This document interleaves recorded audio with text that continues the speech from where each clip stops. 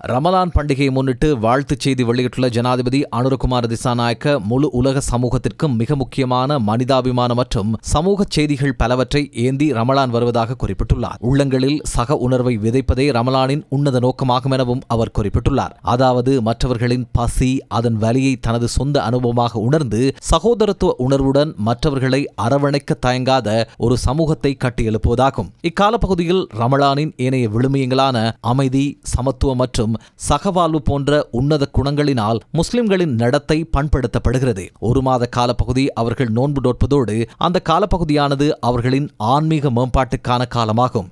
எனவே ரமலான் மாதம் என்பது உலகிற்கு வாழ்வியல் முன்மாதிரி மூலம் மனிதநேயத்தையும் சகோதரத்துவத்தையும் போதிக்கும் காலமெனவும் தான் நம்புவதாக ஜனாதிபதி தனது வாழ்த்துச் செய்தியில் தெரிவித்துள்ளார். எமது நாட்டில் காணப்படும் பன்முகத்தன்மை எமக்கு சக்தி உள்ளதாக உள்ளதோடு ரமலான் பண்டிகையினூடாக கற்பிக்கப்படும் பாடங்கள், சகோதரத்துவம் மற்றும் சகவாழ்வு போன்ற செய்திகள் இளைஞர்களாக ஒரு கொடியின் கீழ் மீண்டெழுவதற்கு எம்மை வலுவூட்டுவதாக பிரதமர் கலாநிதி ஹரணி அமரசூரிய தனது நோன்பு பெருநாள் வாழ்த்துச் செய்தியில் குறிப்பிட்டுள்ளார். மத்திய கிழக்கு வலயத்தில் காணப்படும் துரதிருஷ்டவசமான யுத்த நிலைமை குறித்து தனது கவலையை வெளியிடுவதாகவும் பிரதமர் தனது வாழ்த்துச் செய்தியில் குறிப்பிட்டுள்ளார்.